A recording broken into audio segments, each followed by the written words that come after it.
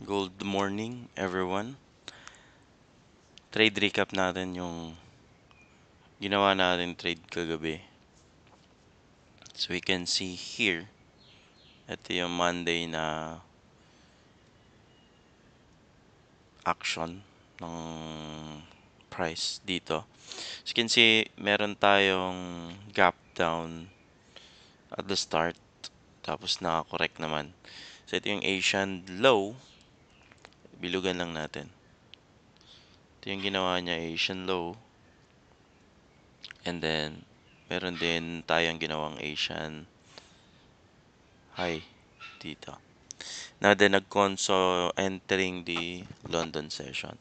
So sa London, meron tayong mini Sogi King o yun yung pullback then bounce. No, ito yung bounce play na yan. So once na mag-Sogi King tayo, ito, Sogi King during London. High volume time na Sogi King yan. The target would be the Asian highs. Ito yung Asian high na na-target. So, erase na natin to. Erase. Erase.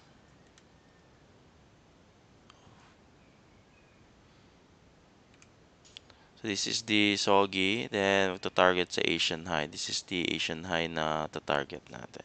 Yun yung Sogi King sa London session. Now, ito muna. Lagyan natin ng rectangle. So, this is the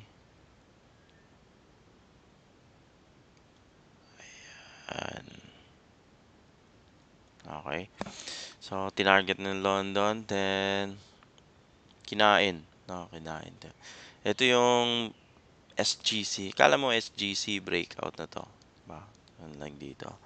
So, kung focus mo is the patterns only, so mapagkamalan mo tong SGC. But looking at the left traffic, di ba, pag nag-SGC tayo, should be a conso doon sa resistance. Then, before forming this one. So, hindi lahat ng ganyan, SGC yan. Kasi wala namang consolidation at the resistance. Nandito siya sa baba.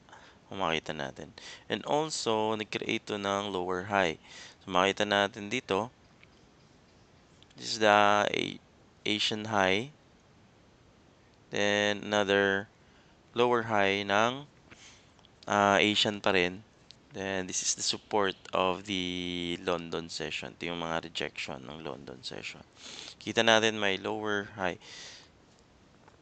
So, pag nakita nyo yung action na parang ganito, immediately, so that is a bearish na setup papunta sa mga high volume sessions. Nag-create siya ng lower high sa Asian. Now, nakita natin, na-test ni London to.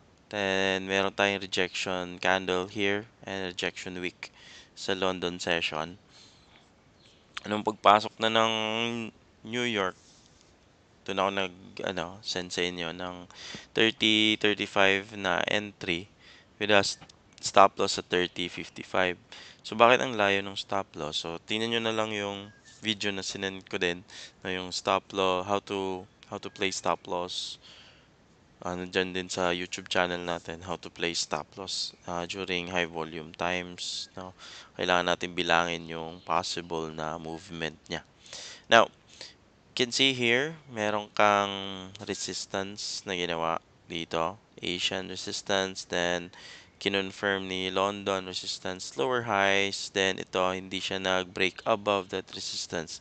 Kasi kung nag-break siya above this resistance at nag-close above this resistance, this would be a valid SGC during overlapping. Kita na natin overlapping yan, London, New York. Kaso, bumalik siya sa baba. Ayan, dito siya nag-close sa 30.31. So, bakit tayo nag-entry sa 30.35? You can see here, 'di ba, meron tayong poop, break. So, every time na mag-break yung body na yan, boom, bumababa. Break the body, boom, bumababa. Dito, walang body, pero meron kang resistance dito. No, during the London session. Kung i-zoom in natin, yan, ito yung resistance. Ito yung SGC break. Ito yung break. Ito yung break dito banda. Ito yung week na yun. The break niya 30, 35. Okay, pag break niya, hindi siya tumuloy, bumalik. Diyan tayo nag-entry. Kasi pag bumalik sa presyo na yan, this is a high volume na resistance na kinurek. No? Parang niliquidate yung nandyan. Then, baba. So, kung titingnan natin sa H4,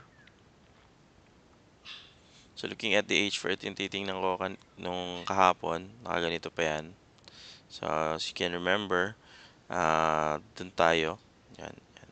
Naka H4 yon. And it's ganyan yon. Then, here. Ito yan. Dalawang candle. 1, 2. Yan. Dito tayo nag-entry sa 30, 35 here. So, ito yung H4 candle. Kung i-zoom in natin, yan. Created a resistance at the 30, 35 level. Okay? 30, 35. So, yung nag-shoot up siya, then bumalik dito. Yan, bumalik dyan.